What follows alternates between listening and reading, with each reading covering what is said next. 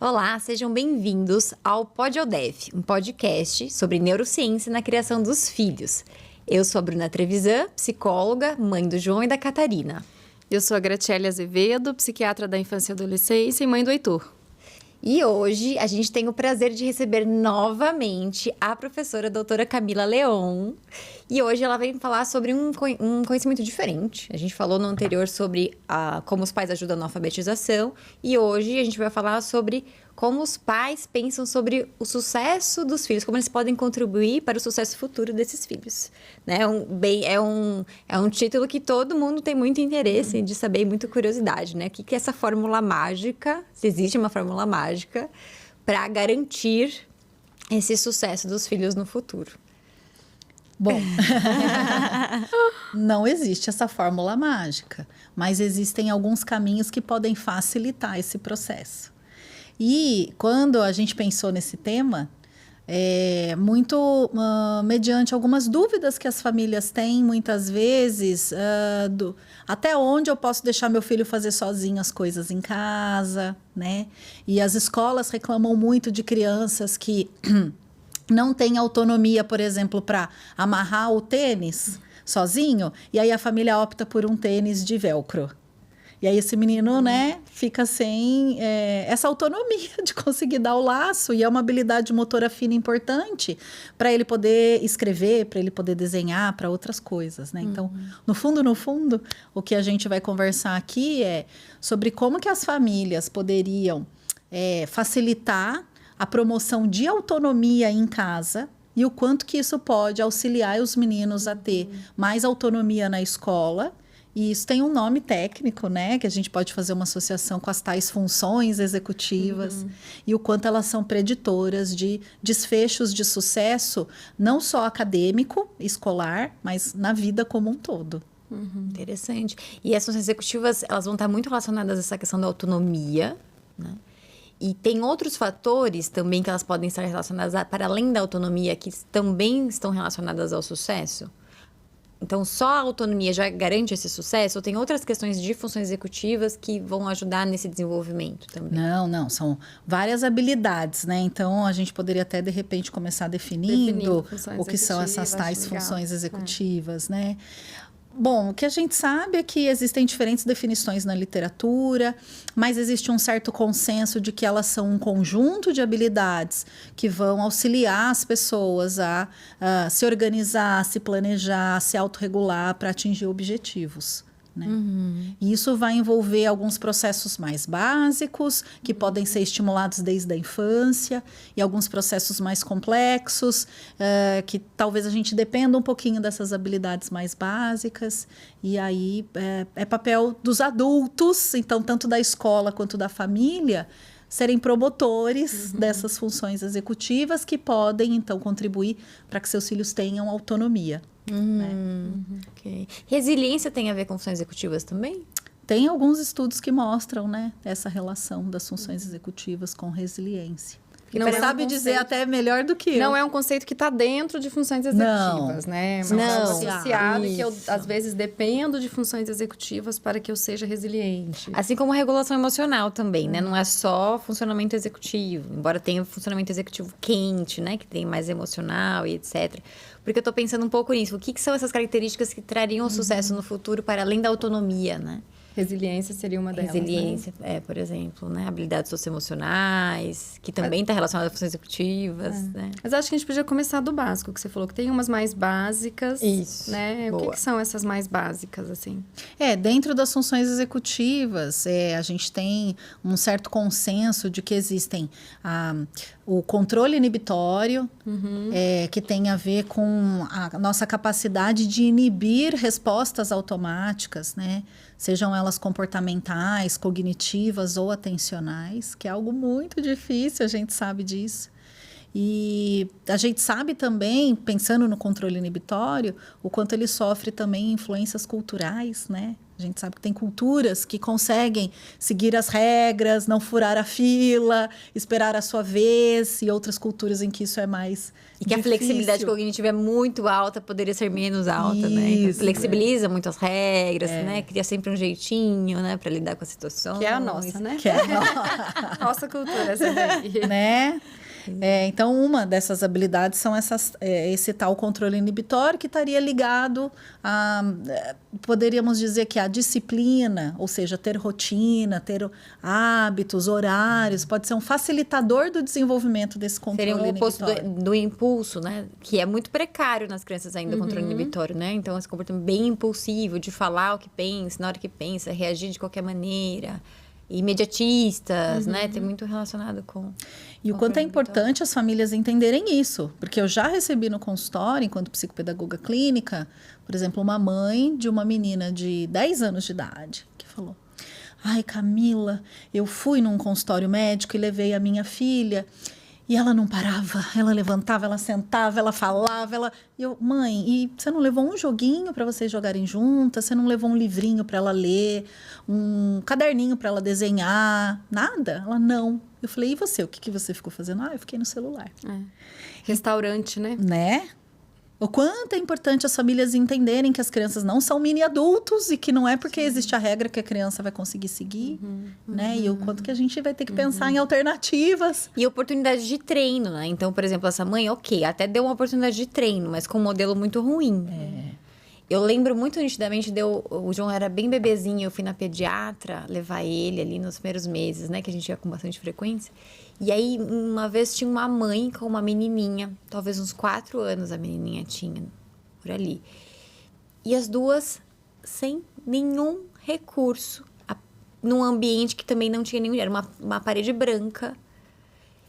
No máximo, acho que tinha uma mesinha infantil, mas sem nenhum brinquedo. A mãe sem nenhuma tela, sem nenhum livro, sem nada. Meditando. E as duas tranquilas. A menina pequena esperando. Então, eu fiquei imaginando quanto essa mãe já deu de oportunidade para essa menina treinar, se autorregular, saber esperar a passagem tolerar essa passagem do tempo, né? O que a gente tem muito pouco de oportunidade hoje em dia. Né? Mas aí tem uma coisa de perfil também. Ah, sim. Eu fico imaginando assim, né? Não é toda criança, né? de 4 anos que mesmo com modelos e com coisas, vai ficar sentadinha, paradinha ali, né? Concordo. Porque até na coisa do levar as coisas, eu fico pensando nisso, né? Meu filho tem 3. Dependendo do tempo, os distratores não dão conta. Em alguma hora ele vai precisar levantar mesmo e partir para uma coisa mais física ali, né? Então, assim, a gente leva, tem um brinquedinho, tem um livrinho, tem um negócio de colorir, vamos algumas coisas. E tem hora que fala assim, não, deu o meu limite. Agora eu realmente... Você percebe claramente que, assim, ele vai precisar levantar e fazer alguma coisa. Sim. Não é o típico. Esse exemplo que eu dei é porque me chocou, porque 4 realmente. anos desse jeito eu já tava, nossa, tô Então, já ia fazendo... perguntar, eram brasileiras mesmo? Eu tô nessa, eu tô fazendo alguma coisa muito errada aqui também, né? Não, e a gente sabe o quanto a tecnologia digital excessiva e não mediada tem contribuído de maneira negativa para as crianças não conseguirem esperar a sua vez, né? As crianças estão cada vez mais imediatistas, né? Existe isso também. Então, as famílias não têm estratégia, não são modelos e acabam, então vai, eu prefiro minha saúde mental. Tem família que fala isso, né? Fica aí no celular um pouco. Isso. Enfim, é um desafio. E uma visão distorcida de saúde mental, né? Um adendo só. Né? Porque não pensa... É aquela coisa do imediatismo mesmo, do adulto, inclusive, né? Não pensa que essa saúde mental é bem momentânea, porque ele tá plantando uma alteração ali, um prejuízo de saúde mental no futuro, porque ele vai ter que lidar com alguma consequência em função disso. Com certeza. Mas então você falou do controle inibitório. É a primeira. Isso. E por que eu comecei falando dela? Porque tem alguns estudos mostrando que muitas vezes ela está na base do desenvolvimento das outras, né? Ela é essencial. Então, vamos pensar em crianças talvez mais velhas, né? No sentido assim de que os amigos já conseguem esperar a sua vez, querendo ou não, na escola, vamos pensar um modelo tradicional. As crianças ficam sentadas um tempo longo, né? As aulas de 50 minutos, muitas vezes o professor com uma aula expositiva, e aí, de repente, uma criança que não consegue, né, ficar no lugar, né? E ela não tem, de repente, um diagnóstico ou não tem risco mas às vezes é uma falta de, como a Bruna comentou, oportunidade de treino dessa capacidade de conseguir esperar a sua vez, se autorregular, né? Então, mas essa é uma das.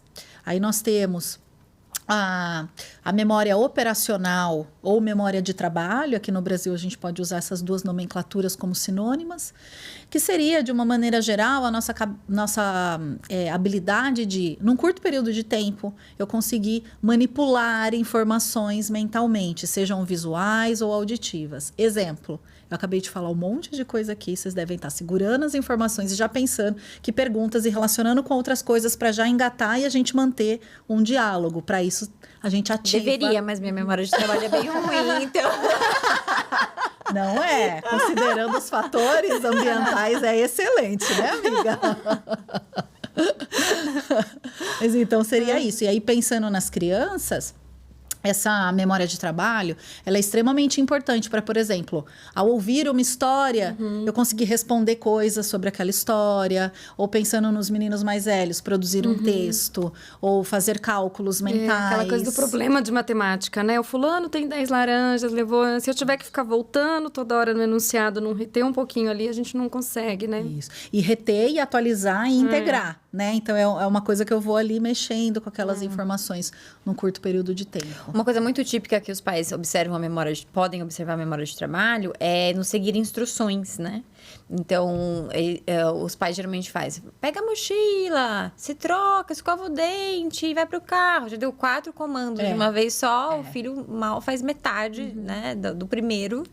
E se perde, porque ele tem que sustentar as 4 informações enquanto ele executa, que envolve um pouquinho do automonitoramento também, né? E aí, realmente, eles se frustram, porque tá dando realmente, exigindo mais da memória de trabalho do que aquela criança dá conta de executar. Né? Eu tenho uma amiga que uma vez ela falou, eu tô cansada, porque eu já falei pro fulano que quando ele chega em casa, ele tem que seguir um determinado ritual de passos que ela determinou, que são óbvios. De 15 passos.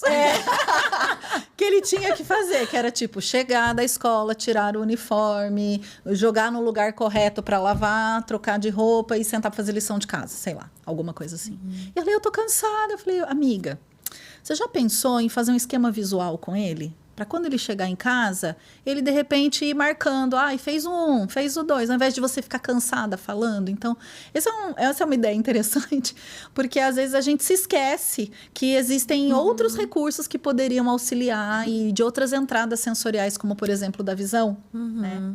E às vezes a gente fica cansado, porque a gente está o tempo todo falando, e parece que é má vontade do menino. E a gente esquece que é um menino, sei lá, de 8 anos de idade, que ainda não tem, talvez, a capacidade de fazer isso sozinho, ou que precisa de uma oportunidade de automatizar esse processo. Né? Eu acho que essa parte é interessante, assim, memória operacional. Ela se desenvolve ao longo do tempo? Ou ela vai fortificando, sei lá, assim, eu consigo reter mais informações? Como é que é? Legal. Todas as funções executivas, né, elas, existem alguns estudos mostrando, assim, o início do desenvolvimento do controle inibitório da memória de trabalho a partir dos 6 meses de vida. Olha. Claro que antes de eu integrar informações na memória de trabalho, eu preciso só fazer a retenção. Então, primeiro é a memória de curto prazo, que vai se desenvolvendo e vai ativando as regiões do cérebro ligadas à memória de trabalho, né? Mas, então, existe isso, uma capacidade, de repente, de segurar uma informação, depois 2, depois 3, depois 4, e conforme a gente vai treinando e sendo estimulado, a gente vai aumentando essa capacidade de segurar um número maior de informações. Isso muito na Catarina com 1 ano e 9 meses. Porque com o João, sabe a história da distração, né? Então, que a gente usa muito. Vamos fazer não sei o quê, daí a criança esquece, você não precisa lidar muito com aquela outra coisa que ela queria. Com ela não funciona. Ela sustenta por bastante tempo e se lembra e fala, não sabe falar ainda. Ela fica, porque ela lembra daquilo. Olha só. Mas sabe o que eu falei? Esse negócio das pessoas também que inventou, né, de dar escolhas para o seu filho. Pra fazer, não funciona, porque eu dou 2 escolhas pro meu filho, ele volta na anterior. Ele retém muito, assim. Mas então você quer isso ou isso? Não, eu quero aquilo mesmo. Não é nenhum desses dois que você tá me propondo, não. E aí vai ter que ser filhinho hoje. Não temos essa alternativa. Exato. Por que você acha que a Catarina tem essa capacidade de reter mais essa Eu acho que é dela, não sei. Eu acho que é dela, tem mais facilidade. Teve uma noite em que ela estava demorando para dormir. E aí passou do horário, aquela história, né? Já tentei uma coisa... Não é típico dela, mas foi uma noite peculiar, assim. E aí eu tinha que... o Arthur falou, meu marido falou que ia buscar alguma coisa. Eu falei, não, deixa que eu vou. Eu coloco ela no carro, que daí aproveita na volta ela dorme. Só que eu tinha prometido alguma coisa. Vamos, que daí na volta a gente brinca, alguma coisa assim. Com a esperança de que eu não precisaria, porque é um caminho longo, sei lá, 10 minutos pra ir, 10 minutos pra voltar. Imagina, uma criança de 1 ano e 9 meses vai lembrar. Ela ficou engajadíssima, ela não esperando dormiu, a recompensa. E voltou e lembrou. Super sustentação. Não sei de onde vem, não sei. Espero que isso seja uma coisa positiva ao longo do tempo, que permaneça, né, positivamente. Por enquanto, não sei se é tão positivo. Por enquanto, pra gente, não tá muito legal, não. Tá treinando, tá ampliando o seu repertório de terapeuta. Isso, exato. E aí, você falou, então, controle inibitório, memória de trabalho e... E a terceira que a gente considera básica é a flexibilidade cognitiva, que você já Meu Deus, comentou. ela tá nas básicas já. Tão complexa, né? São 3 que são consideradas básicas. Daquele artigo acho que a Diamond, né? Tem um que ela fala essas 3, né? Isso. Mas existe até um certo consenso de outros modelos teóricos que existam essas 3. E a flexibilidade cognitiva, a Diamond, no artigo dela, ela vai ampliar, assim, a definição de flexibilidade cognitiva como... envolvendo várias habilidades, né? A nossa habilidade de alternar entre tarefas, até a troca de turno numa fala, a minha capacidade até de enxergar, né? Nossa, será que eu falei uma coisa inadequada, né? Será que eu preciso mudar, me autorregular? E essa capacidade de se ajustar às diferentes demandas do ambiente. E tem até uma definição que ela traz, que eu gosto bastante, que ela fala assim, que a flexibilidade cognitiva é o oposto de rigidez mental. E aí ela faz até uma associação com a capacidade criativa, né? O quanto é importante a gente dar a oportunidade das crianças de terem, de repente, os momentos de ócio para poderem ter criatividade. Ou atividades estruturadas são importantes? São, mas atividades não estruturadas também são importantes. A brincadeira orientada é importante, mas a brincadeira livre também. Que seriam essas oportunidades, entre outras, né? Da criança exercitar essa flexibilidade mental. Sabe, eu vi um estudo, agora eu não vou lembrar o autor, talvez até você conheça, assim, mas ele fazia essa comparativa falando em termos até de funções executivas, né, dessas funções executivas que dependem de uma orientação do outro e uma função executiva própria, né, tipo, eu sei que está frio, que eu preciso pegar meu casaco, né, e aí falava de ter uma relação entre os momentos de brincar livre e esta função executiva, que é o que a gente quer, que vamos chegar na autonomia, né, que é eu falar assim, não, agora eu também executo por minha própria percepção e vontade. E se a gente fica muito no estruturadinho também, a gente não permite que isso aconteça, né? Sim.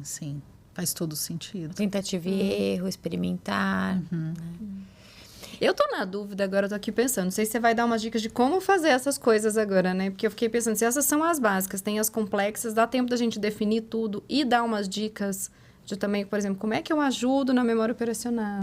Acho que dá. Porque assim, no fundo, fala-se muito mais dessas básicas e as 3 complexas desse modelo que a Diamond propõe é raciocínio, resolução de problemas e planejamento. E aí ela acaba não aprofundando muito nessas habilidades, mas a gente sabe que são habilidades, por exemplo, planejamento depende do plano, da execução e da avaliação se o plano deu certo ou não. Muitas vezes as famílias, por conta da correria, acabam fazendo e não acabam dando a oportunidade do menino entender que teve um começo, um meio, um fim, um planejamento, ou verificar. Planejou, né? Então, né, parece que alguém fez por ele e realizou, né? Então, a habilidade de planejamento envolveria isso. O raciocínio vai envolver uma capacidade que vai depender de coisas que estão além dos objetos concretos, né? Vai envolver uma capacidade de abstração. E a resolução de problemas vai depender da oferta de oportunidade da gente pensar junto como que a gente pode resolver, né? Os problemas, não sempre alguém resolvendo pela criança, né? Então, e pensando na questão do desenvolvimento, que a Grade colocou ali, que você falou da controle inibitório da memória de trabalho, que começa bem ali no início, flexibilidade seria um pouquinho depois, seria junto, as complexas mais para frente. A gente poderia pensar que, apesar da criança aos 2 anos de idade ter a capacidade de repente, flexibilizar em alguns comportamentos, a gente vai ver que essa é uma habilidade mais complexa dentre as 3 básicas. Então, a gente começa a ver um melhor desenvolvimento dela a partir dos 4, 5 anos de idade. Envolve vários processos, né? Adaptação, como você falou, novos ambientes, novas situações. Tomada de perspectiva. Tomada de também, perspectiva, alternância da atenção, da capacidade de prestar atenção, engajar e desengajar, que é uma coisa difícil, né? Tem criança que tem dificuldade de desengajar do que está fazendo. Tem criança que desengaja muito fácil, mas tem dificuldade de engajar novamente, né? Ou engajar no que deveria, né? Engajar e não engaja. Enfim, parece mais complexo mesmo pela demanda, né? Exatamente. Por isso, então, é como se controle inibitório e memória de trabalho se desenvolvessem inicialmente e elas começam a dar o suporte para o desenvolvimento da flexibilidade A cognitiva. resolução de problema, eu fiquei pensando, parece que até vem antes, né? Pelo menos de uns problemas básicos. Você vê uma criança brincando, assim, né? Ela logo começa a se virar em algumas coisas, né? Tipo, tal coisa não deu certo, eu tento de outro jeito. É que não é sei. segmentado, né? Eu sempre lembro, quando penso no desenvolvimento das ações executivas, especialmente na flexibilidade, de uma situação que eu fiz uma cestinha pro João, daquela que você passa um monte de fita, assim, e coloca os objetos ali dentro. Que a ideia é ele ficar tentando enfiar a mãozinha para tirar. Ele não andava ainda, ele tinha entre 8 meses e 1 ano, assim, né? Mas ele tava sentadinho, durinho já, e brincando. E ele não conseguia pegar, enfiar a mãozinha, pegar. Ele pegou e fez assim, virou. Foi flexível. Não sei se foi tentativa ou erro, não. Mas tinha um resquício ali, né? De mudar a estratégia que ele tava tentando. Que não deixa de ser resolução de problemas. Sim. Mas a gente enxerga essa resolução de problema como ter um raciocínio, compreendendo as etapas, pensando em alternativas para resolver o problema, né? Então, às vezes, nessa idade anterior, a gente vai ver o início do desenvolvimento dessa resolução de problemas muito mais por tentativa e erro. Tá. E depois é que eu começo a ter repertório de, eu posso fazer A, ou eu posso fazer B. Qual plano vai ser melhor, né? Que já vai envolvendo o planejamento, né? De elencar, olha, quais possibilidades eu tenho, quais consequências, porque a resolução de problemas é aquele passo a passo, né? Definir o problema, elencar as possibilidades de resolução, pensar nas consequências possíveis de cada um e eleger o que tem uma consequência mais favorável, né? Para decidir. É mais complexo, né? Pensando nesse processo em si, né? Do que a tentativa e erro. Mas até eu tô pensando que é talvez um comecinho, né? Isso. Porque eu tenho que me segurar muitas vezes naquela coisa, né? Tipo, ele tá tentando abrir uma canetinha, não tá indo, né? E às vezes a nossa coisa é assim, não, abre aqui, toma, né? Aí eu fico lá assim, não, deixa ele tentar. Se não der, deixa ele pedir ajuda, né? Se segura um pouquinho, que acho que é uma das coisas que a gente precisa fazer para deixar que a criança se desenvolva também, né? Não, ou seja, o quanto esse adulto, esse pai, essa mãe, esse professor, esse adulto, precisa se autorregular para não fazer pela criança o que ela seria capaz de conseguir sozinha, né? E me admira muito, lembrando de novo do Instagram da Bruna com o João, que, a Bruna, né, é um exemplo, assim, de promoção de funções executivas em casa, na minha perspectiva. Eu negligencio, eles têm que se virar. Não é verdade. Ela faz monitoria positiva. É tipo assim, estou aqui, mas vamos lá, eu confio que você seja capaz. Né? E eu olhava alguns vídeos e falava, eu não ia conseguir. Já se eu fosse mãe, já ia fazendo. E o quanto que deve ser desafiador para quem é pai e mãe, de fato, isso. Não vou fazer. Ou hoje eu vou fazer porque estou corrida, mas amanhã vou dar oportunidade. Tem uma coisa assim do pensamento, da condição em si, né? Isso, tô corrida, vamos resolver isso logo. Tem um pouco da percepção de capacidade da criança. E uma vez eu me surpreendi com um pensamento automático de uma mãe, que eu dizia isso, sobre muita oportunidade de autonomia, etc. E ela falou assim, mas eu penso, se eu posso fazer essa gentileza por ele, por que não? Enquanto eu puder fazer, eu quero fazer. Era a linguagem de amor dela, fazer por ele. Mas ela não conseguia enxergar que ela tirava uma grande oportunidade dele, que isso poderia ser negativo. Sim. Né? Em vez de ser um afeto, né? Trazer algum prejuízo. Né? Ok fazer uma gentileza, né?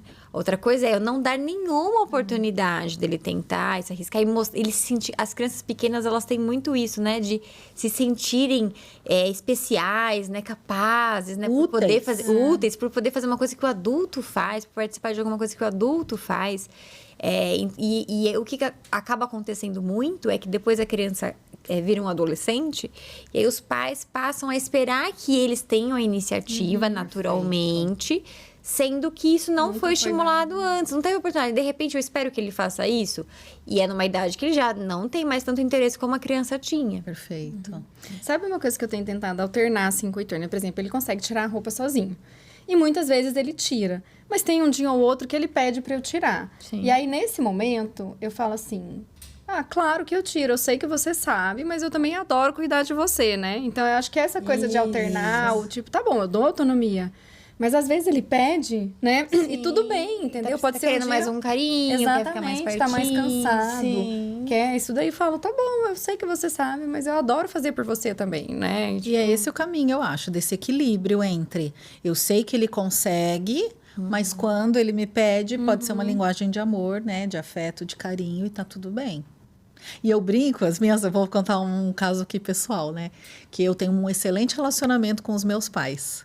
E as minhas amigas e a minha irmã também me acham super mimada. E eu sou mesmo, em que sentido? Se eu vou para casa dos meus pais e meu pai fala, filhinha, quer comer uma maçã? Eu falo, não, papai corta para você. Eu falei, então eu quero. Mas é isso, é esse carinho. Eu sei cortar maçã? Eu sei. Mas você não precisa morar com seu pai para viver, né? Exatamente. Mas o que a gente tem visto? Então, até voltando aqui no nosso tema... pensando que essas funções executivas, então, são facilitadoras dos processos de autonomia, dos processos de resiliência, são facilitadoras de várias outras habilidades que vão preparar esse indivíduo para a vida, né? Muito mais do que somente as habilidades acadêmicas. E tem famílias que muitas vezes, olha, porque meu filho já sabe ler, escrever, fala mandarim, fala chinês, aquela concorrência entre as famílias, né? Não sei se vocês estão em grupo de WhatsApp das escolas dos filhos de vocês, mas o que a gente ouve falar é que existe uma certa concorrência, assim. E, gente, às vezes é um menino que, né, não sabe se trocar. Eu já atendi pacientes de 10 anos de idade que não se limpava sozinho no banheiro. Então, ele não fazia as necessidades na escola, porque ele não se limpava sozinho. Era a mãe dele que tinha que limpar ele em casa. Então, assim... Voltando naquilo do equilíbrio, existem algumas privações que as famílias estão fazendo que elas não estão enxergando prejuízo no futuro, né? E esse pode ser o menino, por exemplo, já atendi um adolescente de 15 anos que ele falava, meu sonho era fazer um sanduíche. Falei, então, na próxima sessão, nós vamos comprar e vamos fazer. Vou orientar essa família para dar mais oportunidade, porque um menino de 15 anos já tem que pensar na preparação do vestibular, que provavelmente ele vai morar sozinho. E aí, o menino não sabe fazer um arroz? Né? Então, assim, não que todo mundo precise saber, mas né? Se ele tá afim, poxa.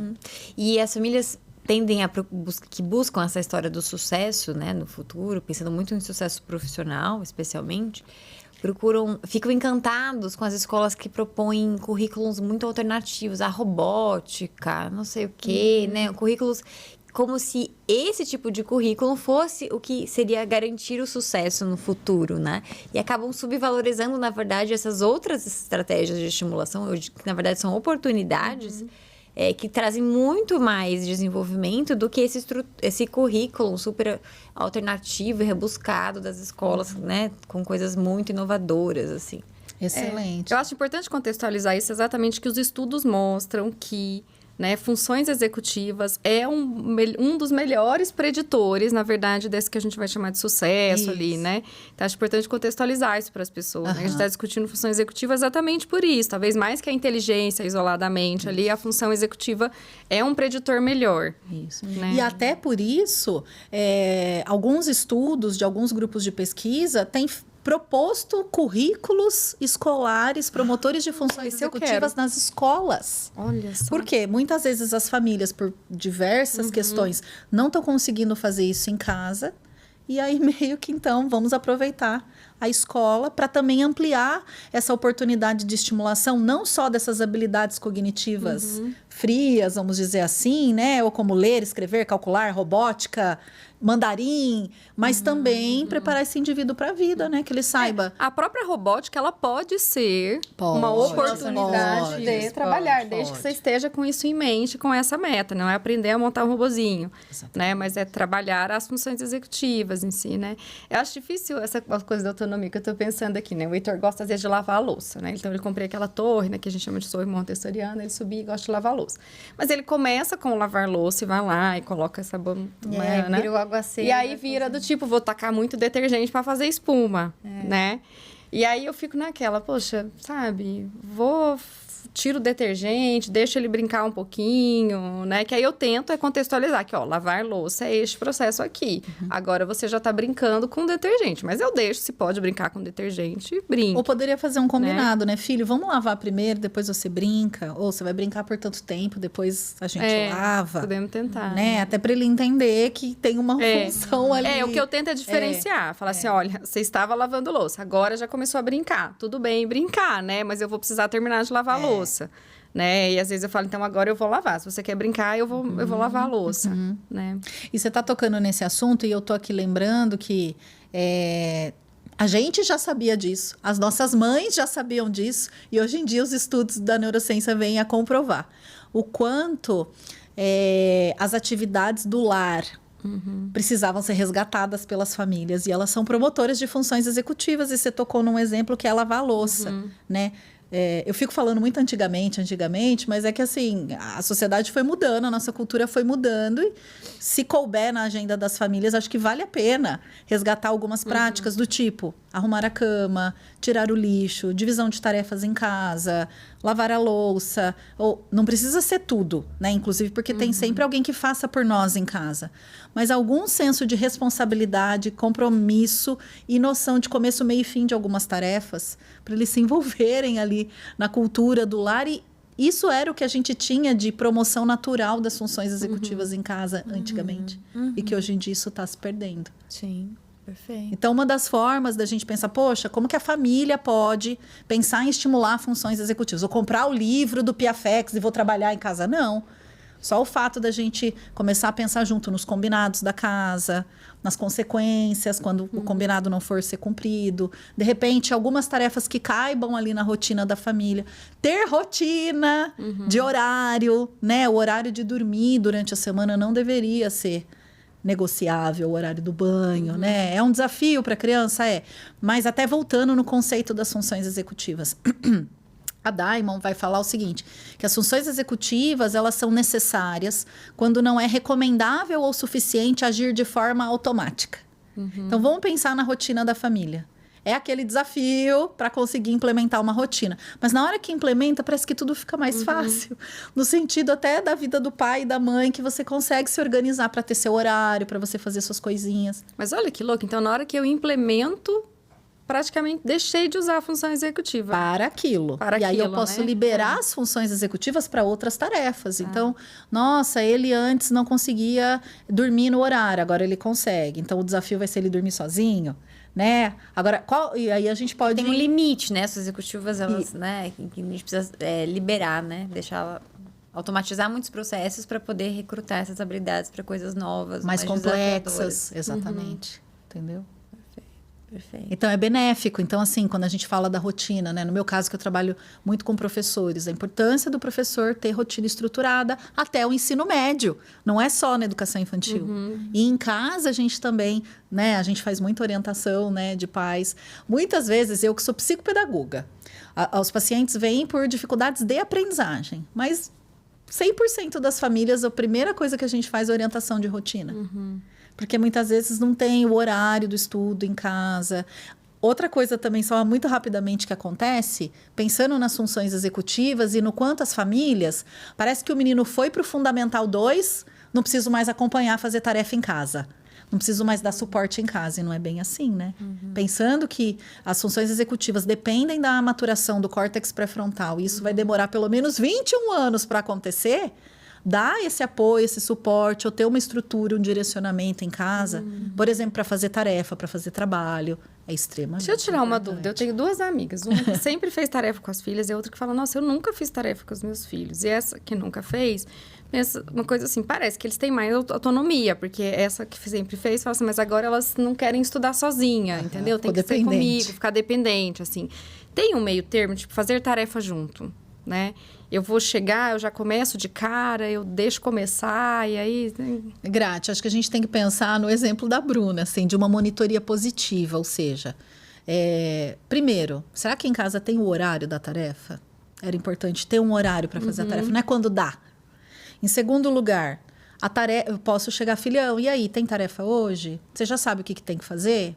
Então, eu já estou dando apoio. Porque fazer tarefa junto não significa sentar do lado, ler tudo, fazer junto, recortar com a criança, colar, ou fazer até pela criança, entendeu? Mas você tá ali, pelo menos ajudando, como se fosse esse córtex pré-frontal externo, do horário, do local, se precisa de alguma coisa. Se você precisar de alguma coisa, eu tô aqui.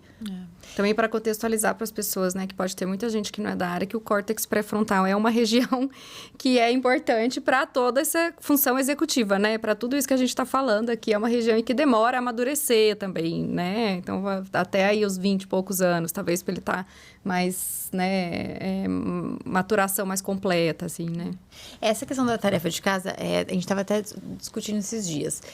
Ela é interessante a gente pensar muito do nível de habilidade daquela criança. Né? Então, como a gente, no consultório, a gente vai lidar com crianças que têm mais dificuldade nesse sentido, no geral, a gente vai precisar ajudar os pais a lidarem com a tarefa de casa, né? Mas se tem famílias... Por exemplo, minha mãe nunca me ajudou na tarefa de casa. Não tenho isso na minha memória, né? Mas aí de você, se você não... Não. Mas é que você devia ser já o perfil responsável. Você já Não, mas eu lembro, assim, que no começo eu esqueci. Eu lembro da professora falar, esqueceu de novo. Eu tinha esse esquecimento. Mas a minha mãe, assim, ela valorizava a escola. Tinha valorização da escola em si. Então, isso passava muito forte pra mim. Então, eu me engajava nesse sentido. E eu tinha uma preocupação com o desempenho, né? Então, isso me movimentava. Então, eu me virava. Mas... eu acho que o que precisa fazer é isso, observar o quanto a criança está dando conta e ajustar esse nível de monitoria para o nível de desenvolvimento dela. E não se acomodar. Porque senão a gente se acomoda e aí fica difícil desmamar depois. Mas dá para começar com menos suporte e ver como vai, né? Isso. Vou dar menos suporte e aí vou indo nesse sentido de só organizar o horário. Isso. De falar assim, já checou que eventualmente deixar acontecer de esquecer e a professora dar uma chamada, né? Isso, é uma consequência natural. Agora se eu vejo que tá passando tempo e essa criança não lembra de nenhuma, não tá tendo nota, aí eu vou tomar outra atitude, né? Não preciso deixar muito tempo passar, mas talvez essa coisa de começar com... A gente usa muito isso na comunicação alternativa de pessoas autistas, né? Presumir competência, né? Então, a gente presumir competência e aí a gente vai ajustando, né? E ver que nível de suporte precisa. Isso, perfeito. Não, e só para lembrar também do meu relato pessoal, né? Porque todo mundo olha para mim e fala, nossa, né? Você veio da área da educação, né? Você fez mestrado, doutorado, nossa, não sei o quê. Você deve ser muito inteligente. Não tô me menosprezando, mas é só para explicar que, assim, eu fui muito terrível. E assim, eu lembro que no antigo primário, né, eu dei muito trabalho para minha família. E eu lembro que eu estudava no Colégio Objetivo Júnior, que é super puxado, conteudista, e todo ano a gente ganhava uma agenda. Pensa se eu usava agenda. Ninguém me ensinou a usar agenda na escola. Aí eu chegava em casa e minha mãe, Camila, tem tarefa? Eu, não. E eu lembro que eu tomava bronca do meu pai, mas nunca ninguém sentou comigo e falou, Camila, nice to meet you, essa daqui é a agenda. Tem que olhar, não adianta só anotar. Eu era assim, eu anotava, mas eu não olhava.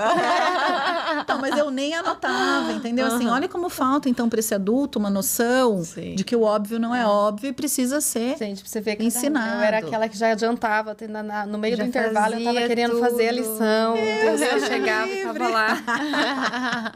Mas então, é isso, tipo assim, a gente precisa ter essa noção do quanto que eu ajudo, até onde vai meu apoio, mas também partir do princípio de que se ele não sabe o que tem para fazer, como que eu posso ensiná-lo a saber o que tem para fazer, aonde ele tem que registrar, pedir um apoio lá do professor do PRO, dá uma olhadinha se ele anotou hoje, para essa família não ficar sobrecarregada no grupo de WhatsApp fazendo pela criança. Essa é uma coisa que às vezes eu falo, olha, testa uma coisa, que é assim, deixa ele anotar, e aí você checa a anotação. Primeiro eu vou tentar que ele anote, aí eu checo a anotação. né? Eu vou fazer um controle, não vou deixar à mercê dele, mas eu também não vou já partir do princípio que ele nem precisa se preocupar em anotar mais, porque eu vou pedir pro coleguinha. Não, isso não é Ou legal. chegar num ponto e falar, ele não anotou, se ele já pode e já tem um WhatsApp, ele pode pedir ele mesmo, Isso. né, para um colega, e aí eu vou checar se deu certo, né? Hoje em dia tem muitas escolas que disponibilizam online o que tem de lição, né? Então, assim, eu posso fazer uma dupla checagem, dou autonomia e eu vou e checo, né, Legal. e vejo. Perfeito. Mas a gente já tá lá na frente, né? Tipo, meu filho não chegou na fase ainda lição de casa, né? Então, eu fico nesse ponto, com 3 anos, assim, o que fazer? Né? Assim, tem essa coisa dos cuidados da casa, né? Eu fico pensando muito nisso de também marcar os momentos, porque é aquela coisa, tipo, a gente vai levantar e aí a gente vai trocar de roupa, dele entender uma certa A sequência, ordem, né? De coisas, mesmo que não tenha um horário tão rígido ali, né? Tem uma ordem de algumas coisas, mas eu fico pensando, será que falta um pouquinho mais, assim? Será que eu preciso, sei lá, vou colocar todas as roupas só no nível dele e falar, pô, agora você vai escolher roupa com 3 anos, não sei, né? Se eu tô exagerando. Mas nessa, tipo, e agora? Ele vai lá, né? Tipo, ele consegue pegar sozinho já? Porque a gente fica um pouco nessa dúvida, né? Você falou do currículo para a escola, eu fico pensando, devia ter um currículo desse para a família, que é do tipo, olha, por volta desta faixa etária, ele já começa a conseguir fazer tal coisa, né? Não existe esse currículo, né? Simplificado. Olha, assim. a Vamos gente montar poderia... Não, é que assim, quando a gente pensa nesses currículos escolares, os primeiros nem pensavam em funções executivas. E os primeiros foram os currículos montessorianos. Então, as escolas Montessori, elas já partem desse princípio. Que aquilo que a criança tem capacidade de fazer sozinha, vamos dar, então, a oportunidade de que ela faça. Então, as coisas menores, na altura do campo de visão dela. Então, existem, né... Waldorf também tem Os bastante quartos disso. montessorianos, tem? Tem. Não tanto quanto a Montessori, mas de envolver muito a criança, ela para fazer o próprio lanche. Então, na hora do lanche, a professora prepara junto com as crianças, limpar as próprias coisas. Tem o dia do brilho, que eles chamam, que é geralmente de sexta-feira. Então, eles limpam os brinquedos da escola inteira, todo mundo participa de tudo, né? Muito legal. É. E isso tem a ver com uma das atividades promotoras de funções executivas, que é engajar a criança no processo, né? Então, assim, não é, uau, essas roupas surgiram aqui limpas no meu quarto. Não, qual foi o processo? Quem que fez? O que tem? Qual é o passo a passo? Qual que é o começo, meio e fim? Né? Observar o adulto também. E fazer de uma forma mais fluida funciona? Porque acontece, por exemplo, esses dias vazou um xixi na fralda da noite. Assim, vamos lá lavar. Não é o usual a gente ir lavar roupa, né? Porque eu tenho condições de ter alguém que faça. Mas aí eu falo assim, não, então vamos lá. E a gente vai, aí ele vai ajudar a colocar. Legal. Então, fazer de uma forma fluida também. Não precisa ser, não, a gente sempre faz isso, né? Mas dar esse modelo já ajuda um pouquinho. Com certeza. É muito melhor ter de vez em quando do que não ter nunca, né? O que me preocupa, pensando agora até assim, o que a escola fala pra gente, né? Olha, conforme a família tem uma melhor condição financeira, tudo é terceirizado. Então, por exemplo, tem alguém que cuida da casa, tem alguém que cuida da criança, às vezes tem o motorista que leva e traz. Então, fica tudo muito terceirizado e parece que essa criança, então, não tem uma oportunidade de ter o tempo de ser engajada em tarefas orientadas para objetivos, que é o que a gente chama de funções executivas. E aí a gente acaba tendo aquela aprendizagem, aquele treino cognitivo, que é mais quase de laboratório, assim. É ir lá e aprender teoricamente, fazer só no contexto da escola. E não generaliza. Então, chega na vida adulta, né? Não colocou na vida real esses conhecimentos, essas habilidades. Perfeito. Então, é muito top em habilidades, né? Muito... Fala vários idiomas, muito matemática. física, rarará, mas não consegue fazer o próprio sanduíche. Perfeito. Né? E tirar o lixo. Exatamente. E aí é o que a gente fala de alguém que está desexecutivo. E o que seria o ideal pensando em sucesso na vida futura? Eu ter o equilíbrio entre essa inteligência mais cristalizada, mais associada a habilidades acadêmicas, e essa inteligência fluida, mais associada às funções executivas, né? Isso seria o ideal. Não haver esse desequilíbrio, mas a gente percebe que a sociedade valoriza muito essa inteligência cristalizada, essas habilidades mais acadêmicas. E se ele é bom em relacionamento interpessoal, se ele é bom resolvedor de problemas, se ele é criativo, talvez isso não seja tão valorizado quanto, né? Então, Eu acho que na prática, a gente até valoriza, no sentido de falar assim, se eu tenho um funcionário que é super bom, vou valorizar. Mas não é tão claro que eu estou valorizando, né? Às vezes, assim, a gente não identifica, assim, olha, por que é diferente de alguém que, sei lá, sabe todas as respostas para tudo, né?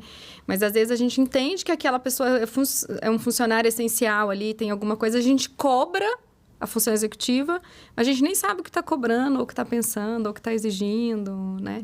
Ela é menos falada mesmo, assim. Menos assim, que a gente está no meio que a gente fala muito, então nem sei, né? A minha impressão é que hoje em dia se fala muito mais, né? Se fala bastante, né? De função executiva. No nosso meio. Porque se você for para o mundo corporativo, por exemplo, né? Se for fazer um processo seletivo...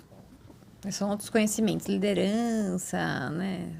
E o conhecimento técnico, né? Porque se o cara não tem o conhecimento técnico, às vezes ele nem entra. Talvez uma segunda etapa do processo seletivo é ir para essas competências mais que eles chamam de soft skills no mundo corporativo. Mas sabe uma coisa que eu me lembrei do quanto que é grave essa falta de oportunidade que as famílias não estão dando das crianças serem estimuladas nas suas funções executivas? Onde isso está reverberando atualmente aqui no Brasil? Na entrada no ensino superior. Então, por exemplo, vocês, quando fizeram faculdade, algum pai de vocês participou de alguma reunião na sua faculdade? Não, pelo amor de Deus, Não, na faculdade. Não é vergonhoso você pensar nisso? Faculdade. Você sabia que hoje é uma realidade? Muitas universidades, as particulares aqui de São Paulo, têm reunião de pais. Meu Deus. Tem, como que fala? Reunião de acolhimento para a entrada do calouro na faculdade com os pais, e depois tem reuniões periódicas de pais. Eu falo, gente, para, adolescência estendida. Vamos dar a oportunidade deles virarem adultos. Sim, perfeito. Isso tudo tem a ver com funções executivas. Sabe que eu também tive sorte por um lado e por outro não, né? Como a família morava numa cidade muito pequena, interior de Goiás, a gente saiu cedo. E aí teve alguns esquemas de uma época uma prima ficava, uma época tinha uma funcionária que dormia, mas assim, eu saí com 12 anos, né? Então, e tinha uma pessoa que acabava ficando. E aí, mas ali, eu tô lembrando, assim, né? Não lembro que idade exatamente, mas foi muito cedo que já tinha uma coisa. Tinha uma funcionária da casa, porque a gente não conseguia cozinhar e fazer tudo. Mas a gente tinha que cuidar já de muita coisa sozinho ali, né? Então, assim, à noite, esse horário de dormir, o horário de acordar, era uma coisa que era ali, de você. né? Dependia da gente mesmo fazer, né? Então, vamos ao nosso pode ou deve. Vamos. Deixa eu pensar. Pode ou deve fazer tudo pela criança enquanto ela é pequena e necessita de cuidados? Não deve. Não deve, né? Pensando no contexto que a gente está pensando aqui. Uma vez que a criança demonstre que ela tem capacidade de, a gente deveria, então, dar a oportunidade da criança mostrar que ela é capaz de, né? Perfeito. Então, acho que seria, então, pode ou deve organizar um ambiente para que essa criança consiga fazer mais coisas sozinha. Pode, né? É extremamente importante que as famílias fiquem atentas a isso, a dar esse suporte, né? Esse suporte necessário. Pode ou deve a criança participar ali da cozinha, de lavar roupa? Deve. Porque hoje em dia nós temos estudos científicos mostrando o quanto o envolvimento da criança nessas atividades familiares é uma oportunidade de promoção de funções executivas em casa. Perfeito. Pode ou deve ajudar na tarefa de casa? Deve. Não vou falar que pode, por quê? Porque é isso que a gente comentou. Tem crianças que têm mais autonomia, crianças que têm menos autonomia. Acho que é mais importante olhar para essa estrutura mais ambiental do horário, dos recursos, tal, de dar os caminhos, né? Mas não fazer por ela. Muito bom. Muito legal. O que eu quero sair daqui é esse currículo que vocês podem montar para os pais. Assim, olha, desde 1 ano de idade ali, como é que a gente vai para trabalhar funções executivas, hein? Dicas de atividades. Um curso, né, que os pais já ganham quando saem da maternidade. Isso aí. Não, descobre que estão grávidos, já tem que começar a fazer um curso. Deveria, né, se for parar pra pensar, né? Tanto conhecimento isso é importante que vai fazer toda a diferença no desenvolvimento dessa nova geração, né? Mas então quero contar uma coisa para acalmar os corações das famílias que vão assistir, que estão assistindo a gente. Quando a gente olha para os diferentes recursos que são promotores de funções executivas, a gente vai ver que mais do que o recurso, o momento de interação entre o adulto e a criança é o elemento principal promotor de várias habilidades e até hormonais, neurológicas, enfim. E temos muitos estudos, então, mostrando de que muito mais do que a família ficar preocupada ainda não comprei aquele recurso, não implementei aquela estratégia. Eu olho no olho do meu filho se sente amado. Nós temos momentos em conjunto que nós estamos dando risada juntos, se engajando numa tarefa, né? Isso é muito mais importante do que o recurso. Maravilhoso. Já ajudou, né? A chave de ouro. Muito bom, Ká. Maravilhosa como sempre. Muito bom ter você aqui de novo com a gente. Mas a gente quer mais, né? A gente quer Várias mais coisas. sempre. Muito bom. Muito obrigada, viu? Obrigada. Obrigada, pessoal. Até a próxima.